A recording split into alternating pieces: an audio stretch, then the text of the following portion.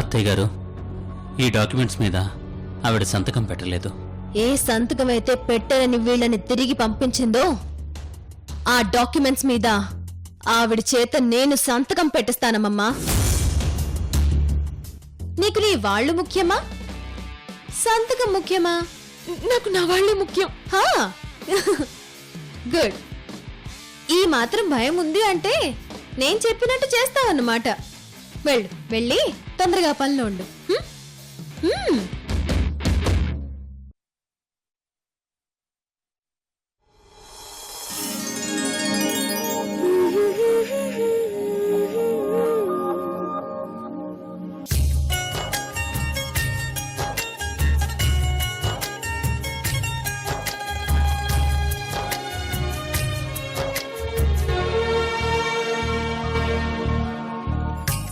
లక్ష్మి, ఏంటిది?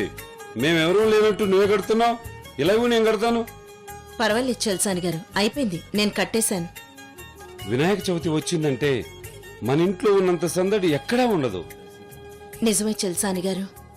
క్రితం సంవత్సరం మనమంతా కలిసి జరుపుకున్నాం, కానీ ఈ సంవత్సరం ఇలా జరుపుకోవాల్సి వస్తుంది. ఆ పుచ్చగణపయ్య ఎలా నడిపిస్తే అలా నడుచుకోవాల్సిందే కదా. సరే, ఇంకెక్కడైనా తోరణాలు కట్టాలని చెప్పు, కట్టేస్తాను. ఇక చాలు చల్సాని గారు, అన్నీ కట్టేశాను. అవును, వినాయక చవితికి సంబంధించిన పూజ సామాన్లన్నీ తెప్పించావు కదా? అన్నీ తెప్పించేశాను, కానీ ఒక్క మట్టి వినాయకుణ్ణి తప్ప. అదేంటి లక్ష్మి, మట్టి వినాయకుడిని తీసుకురాపోవడం ఏంటి? ఈ మధ్య మట్టి వినాయకుడు ఎక్కడ పడితే అక్కడ దొరుకుతున్నాడు కదా.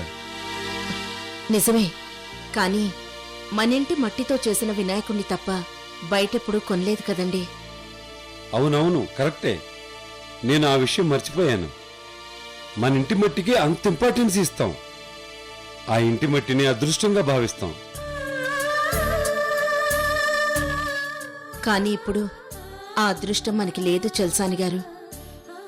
ఎందుకు లక్ష్మి? అక్కడ మీ ధర్మపత్నిని మట్టడిగితే ఇవ్వదు కాదు కదా, బయటికి పొమ్మంటుంది. అసలే నిన్న సంతకం పెట్టించడానికి మీ కూతుర్ని అల్లుణ్ణి పంపించింది. నేను సంతకం పెట్టనని చెప్పాను. ఇప్పుడు గనక నేను మట్టి కోసం వెళ్తే ఏ ముఖం పెట్టుకుని వచ్చావు అంటుంది. గేటు బయటికి గెంటేసినా గెంటేస్తుంది. లక్ష్మి, ఆ ఇంటి మట్టిని మనం బంగారంలా ఫీల్ అయ్యి దాంతో మనం వినాయకుడిని చేయటం అనేది ఎన్నో సంవత్సరాలుగా వస్తున్న మన సాంప్రదాయం. ఆ సాంప్రదాయాన్ని మనం ఇప్పుడు కూడా పాటించి తీరాలి. చూడండి చల్సాని గారు, వినాయక చవితి రోజు భర్తని పక్కన పెట్టుకుని పూజ చేయడం సాంప్రదాయం. కనీసం పూజకి రమ్మని మీ ఆవిడ మీకు ఫోన్ అయినా చేసిందా? ఆవిడగారు ద్వేషంతో ఉంటే భర్త, స్నేహితులు, బంధువులు ఎవ్వరూ కనిపించరు. వాళ్ళనొక పురుగును చూసినట్టు చూస్తుంది. ఇప్పుడు కనుక మనం అక్కడికి వెళ్తే మనకు కంపల్సరీగా అక్కడ జరిగేది అవమానమేనండి. నువ్వు చెప్పింది కరెక్టే, కానీ దేవుడి విషయంలో రోజీ అలా చేయదేమో అనిపిస్తుంది లక్ష్మి. మన మీద ఏమీ లేకపోయినా కనీసం దేవుడి మీద భయం, భక్తి ఉన్నా కూడా అలా ప్రవర్తించదేమో. ఎందుకులేండి, ఈ సంవత్సరం బయటే కొనేద్దాం. పండగ రోజు ఆవిడ గారితో మాటలు పడ్డం ఎందుకు? లేదు లక్ష్మి, మనం మన ఇంటి నుంచి మట్టి తెచ్చుకోవాల్సిందే. సరే, ఒక పని చేద్దాం. ముందు రోజుకి ఫోన్ చేసి అక్కడికి వస్తున్నామని చెప్దాం. సరే, చెయ్యి. ఫోన్ తీసుకొస్తాను.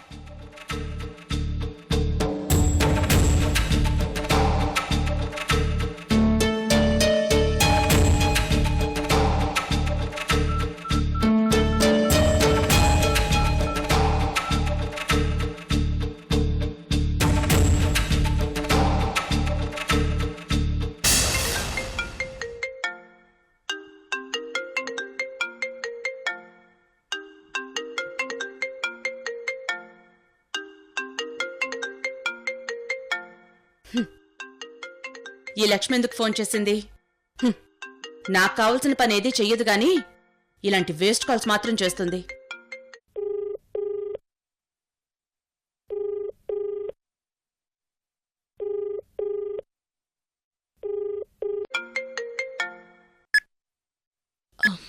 ఫోన్ లిఫ్ట్ చేయట్లేదు. మళ్ళీ ఒకసారి చేస్తాను. చెయ్యి.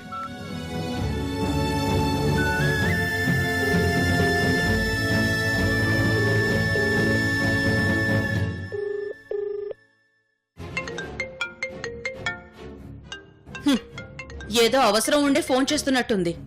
నా అవసరం తీర్చదు గాని వీళ్ళ అవసరాలు మాత్రం తీర్చాలి. రోజు ఫోన్ ఎత్తడం లేదు. సరే, నా ఫోన్ నుంచి ట్రై చేస్తాను.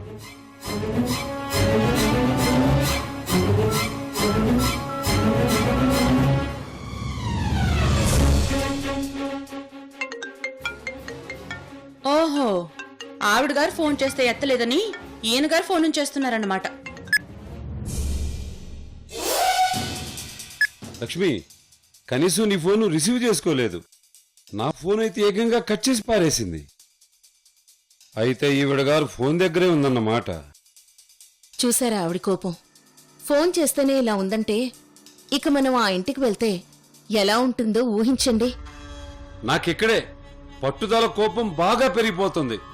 ఏది ఏమైనా సరే వెళ్ళి మట్టి తీసుకునే రావాలి. ఆ మట్టితో చేసిన వినాయకుడినే ఈరోజు మనం పూజించాలి, అంతే. చల్సాని గారు, మీ ఆవేశం చూస్తుంటే నాకు భయంగా ఉందండి. మనిద్దరం ఫోన్ చేసినందుకు ఈ పాటికి మన మీద ఆవిడ నిప్పులు కక్కుతూ ఉంటుంది. మనం నేరుగా ఇంటికి వెళ్ళామంటే ఇంకేమైనా ఉందా? ఏం పర్వాలేదు, నేనున్నాను. పదలక్ష్మి. ఈ వినాయక చవితి సందర్భంగా ఇప్పుడక్కడ ఏం జరుగుతుందో ఏంటో.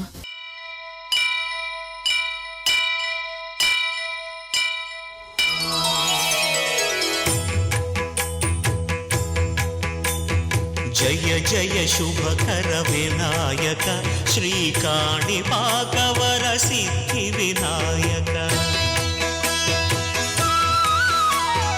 జయ జయ శుభకర వినాయక శ్రీకాణిపాకవర సిద్ధి వినాయక. ఆ ఆ ఆ ఆ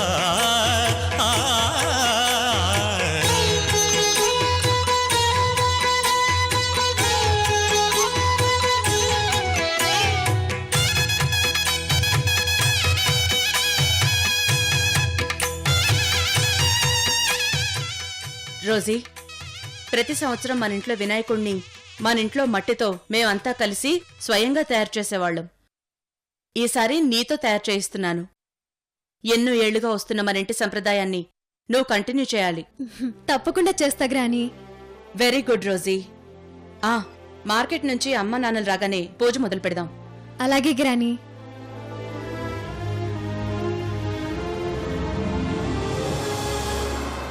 భార్గవి వచ్చేసినట్టుంది.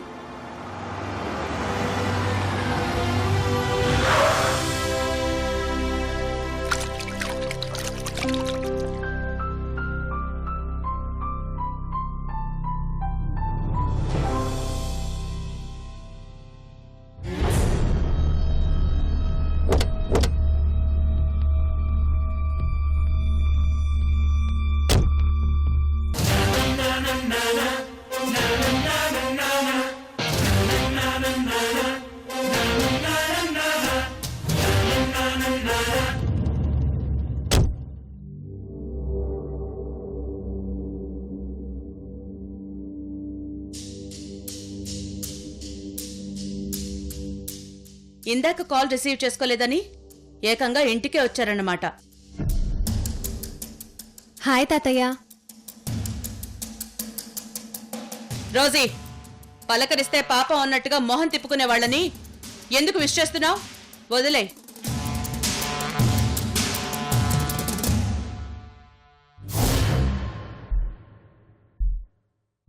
ఇంతకీ ఇలా వచ్చారేంటి? వినాయకుడి ప్రసాదం కోసం వచ్చారా లేక చందా కోసం వచ్చారా?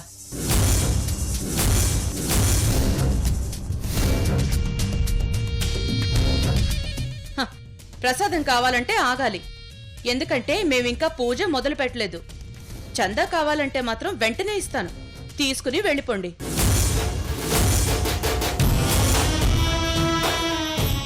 రోజీ ప్లీజ్, మేము వచ్చింది ప్రసాదానికో చందాకో కాదు.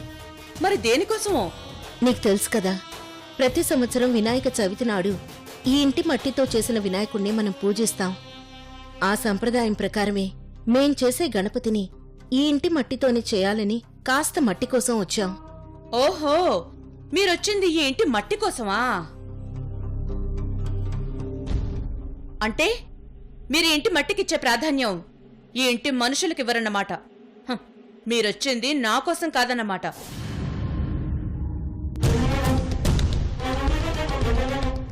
మా ఇంటి మట్టి కావాలని గ్రానీ పర్మిషన్, నా పర్మిషన్ అడగాలని వచ్చారన్నమాట.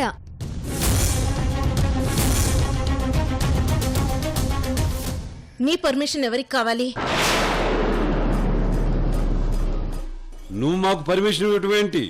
కాస్త సైలెంట్గా ఉండు. ఇది మా కుటుంబానికి సంబంధించిన వ్యవహారం. మధ్యలో కలగజేసుకోకుండా ఉంటే మంచిది. రోజీ మన కుటుంబంలోని మనిషి. తను మీ మనవరాలు రోజీయే. రోజీని అవమానిస్తే నన్ను అవమానించినట్టే అవుతుంది.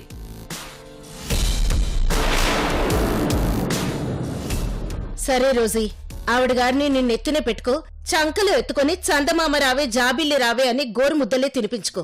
అవన్నీ మాకు అనవసరం. మేం మట్టి కోసం వచ్చాం. ఒక మాట నీతో చెప్పి తీసుకెళ్దామని వచ్చావంతే. బయట రోడ్ల పక్కన షాపుల్లోనూ అన్ని చోట్ల వినాయకుడిని అమ్ముతున్నారు కదా.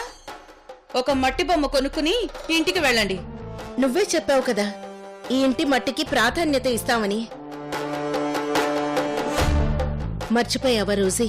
ఒకసారి ఇదే వినాయక చవితికి మనం యుఎస్ లో ఉన్నప్పుడు ఈ మట్టిని ఇండియా నుండి తెప్పించుకుని మరీ వినాయకుణ్ణి చేసి పూజ చేశాం.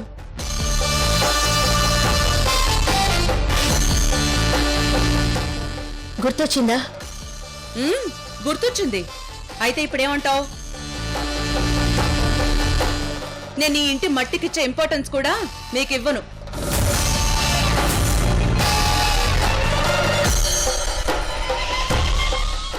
ఏమీ అన్నను. పిడికెడు మట్టి తీసుకుని వెళ్ళిపోతాం. సారీ, 1 గ్రాము మట్టి కూడా తీసుకెళ్ళడానికి వీల్లేదు. రోజీ, ఏం మాట్లాడుతున్నావు నువ్వు? అవును చల్సరి గారు, ఈ మట్టి అనేది పృథ్వీ మీద ఎక్కడ తవ్వినా బయటకు వచ్చేస్తుంది. మట్టి అనేది ఎక్కడైనా ఒక్కటే. ఏ మట్టి అయితే ఏంటి?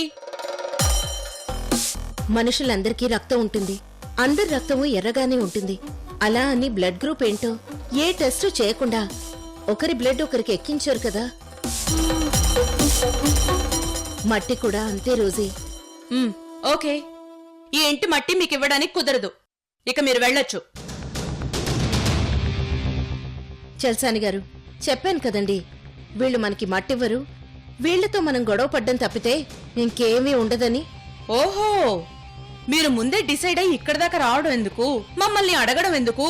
ఈ టైం వేస్ట్ చేసుకోవడం ఎందుకు? మాకు చాలా పనులున్నాయి. మీరింక దయచేయండి.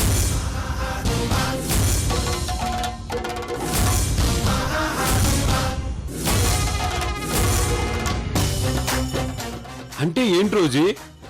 నేను నీ భర్తను కాదా? నాకు ఈ మట్టి తీసుకునే హక్కు లేదా?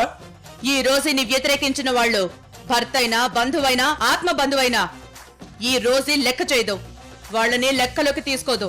వినాయక చవితి రోజున భర్తను పక్కన పెట్టుకుని పూజ చేయాలి రోజీ. గ్రాని తన ఇష్టానికి అనుకూలంగా ఏదైనా మార్పు చేస్తుంది. అది పూజైనా సరే. నిన్ను మధ్యలో మాట్లాడదని చెప్పాను కదా. అయితే చల్సాని గారు, మీరొక పని చేయండి. అప్పుడు నేను మీకు మట్టిస్తాను. నువ్విప్పుడు ఏం అడుగుతావో మాకు తెలుసు రోజీ. దీపక్ భార్గవులు తీసుకొచ్చిన డాక్యుమెంట్స్ మీద నన్ను సంతకం పెట్టమంటావు, అంతే కదా? కాదు లక్ష్మి, మరేంటి?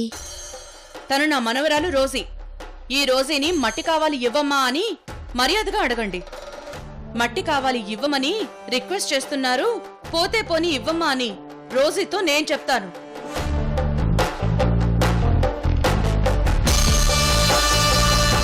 మీరు మట్టికి ఎంత ఇంపార్టెన్స్ ఇస్తున్నారో నా మనవరాలు రోజీకి కూడా అంతే ఇంపార్టెన్స్ ఇవ్వాలి.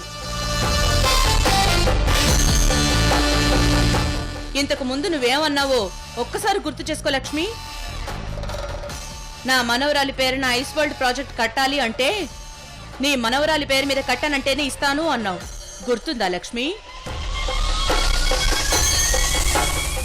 హోటల్ ప్లానింగ్ అంతా క్యాన్సిల్ చేసుకుంటాను, కానీ నువ్విక్కడ ఏం కట్టినా అది నీ పేరు మీదే ఉండాలి. అంతేగాని రోజీగా నాటకం ఆడుతున్నా ఆ దొంగ నందిని పేరున మాత్రం ఉండకూడదు. ఒక్క నీ సంతకం చేయమంటే చేయకుండా ఎన్నో కోట్లు మాకు నష్టం వచ్చేలా చేశావు. కనీసం ఇదైనా గుర్తుందా లక్ష్మి? ఎవరికెంత నష్టం వచ్చినా నేను మాత్రం సంతకం పెట్టను. నా మనవరాలికి మీరంత ఇంపార్టెన్స్ ఇవ్వనప్పుడు నేను మాత్రం మీకెందుకు ఇంపార్టెన్స్ ఇవ్వాలి?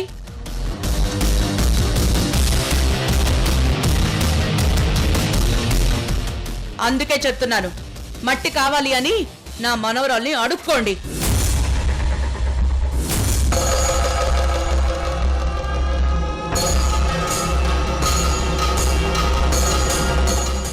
నా మనవరాలుకున్న ఇంపార్టెన్స్ ఏంటో మీకు తెలియాలి. అడుక్కోండి. బుర్రలో మట్టి తప్ప ఏమీ లేని ఈ మోసగత్తని మట్టి కోసం మేము అడుక్కోవాలా?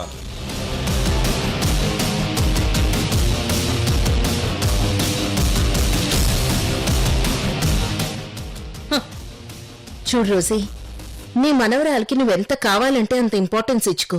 కానీ ఒకటి మాత్రం గుర్తుపెట్టుకో,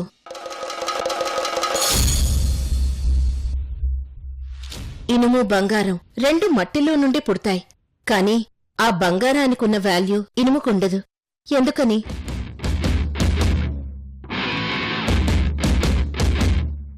ఆ ఇనుము ఎంత సానబెట్టినా బంగారం అవదు కాబట్టి. ఎన్ని రంగులేసినా బంగారంలా తయారవదు కాబట్టి.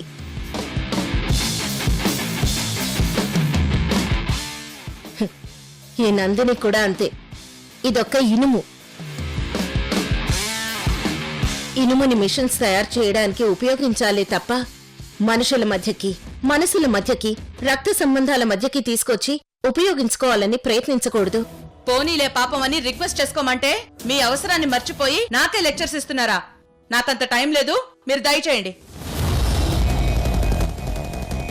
నువ్వు దయచేయండి అంటే మమ్మల్ని వెళ్ళిపోమ్మనే కదా. చలసానిక్కడ నా ఇంటి పేరు పెట్టుకొని ఈ ఇంట్లో ఉన్నావన్న సంగతి మర్చిపోతున్నావు రోజీ. మట్టి తీసుకునే వెళ్తాను. ఎలా తీసుకెళ్తారో నేను చూస్తాను. రోజీ, చల్సాని గారు, ఎందుకు వచ్చిన గొడవ? మనం వెళ్ళిపోదాం పదండి. ఆగు లక్ష్మి, అసలు మనల్ని తీసుకెళ్లొద్దంటానికి ఏడెవరు? పక్కనున్న తనేమో మనవరాలుగా నాటకం ఆడుతూ కోట్లు కోట్లు ఖర్చు పెడుతుంది. మనం పూజ కోసం కొంచెం మట్టి అడిగితే ఈవిడ గారు రాద్ధాంతం చేస్తున్నారు. మీరు ఏమనుకున్నా సరే మిమ్మల్ని మాత్రం ఈ రోజు మట్టి తీసుకెళ్ళనివ్వను. రోజీ, ఒకసారి నువ్వు వెళ్ళి ఇంటి డాక్యుమెంట్స్ తీసుకురా. అందులో ఈ ఇల్లు ఎవరి పేరు మీద ఉందో చూసుకో. ఈ ఇల్లు మనిద్దరి పేరు మీద ఉంది, గుర్తుందా? తమరు ఎన్నెన్నో బిజినెస్లు, ఎన్నెన్నో ఇళ్ల స్థలాలు కొన్నారు. కానీ ఏది ఎవరి పేరు మీద ఉందో తమరికి తెలియదు. ఈ ఇల్లు మాత్రం మనిద్దరి పేరు మీదే ఉంది మేడం. ఈ ఇంట్లో నీకు ఎంత హక్కు ఉందో నాకు అంతే హక్కు ఉంది. ఈ ఇంటి గురించి, మిగిలిన అన్ని విషయాల గురించి మాట్లాడి ఎందుకు గొడవ పెద్ద చేసుకోవటం అని మట్టి కోసం వచ్చి మర్యాదగా కావాలని అడిగితే నువ్వు మర్యాద లేకుండా మమ్మల్ని అడుక్కోమంటావా? ఇది మంచి పద్ధతి కాదు. రాలక్ష్మి, మట్టి తీసుకుందాం.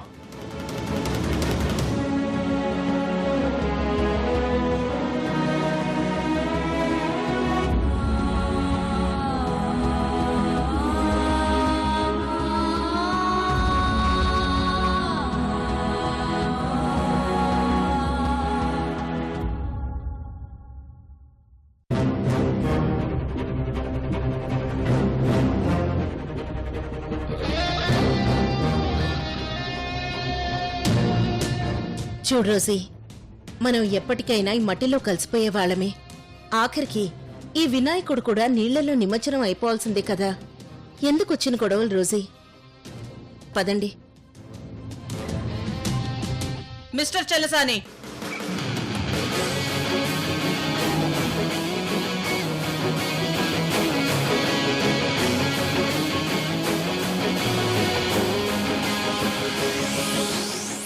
ఈ ఇంట్లో శరీరంలో సగభాగం మీదేనని మట్టిని తీసుకెళ్తున్నారు. అలాగే ఈ శరీరంలో సగభాగం భార్యగా నేనున్నప్పుడు మీ మీద కూడా నాకు హక్కు ఉంటుంది కదా.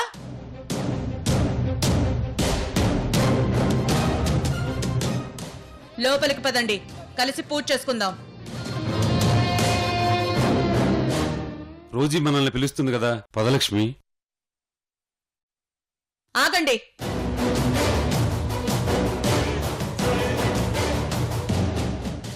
లక్ష్మి మాత్రం లోపలికి రావడానికి వీల్లేదు.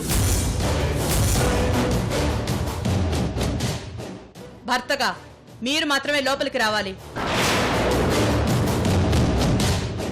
నన్ను అవమానించడానికి లోపలికి పిలుస్తున్నావా రోజీ?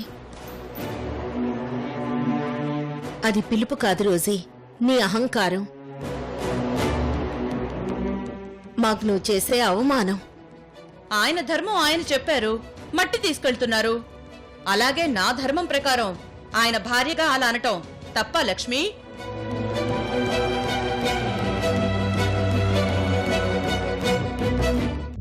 ఏం లేదమ్మమ్మా, మేము మీ దగ్గర తాకట్టు పెట్టిన బంగారు గొలుసు విడిపించుకుందామని వచ్చాం. రే వినోద్, నాకు ఈ డబ్బులేం వద్దు. నీ గొలుసు నువ్వు తీసేసుకో.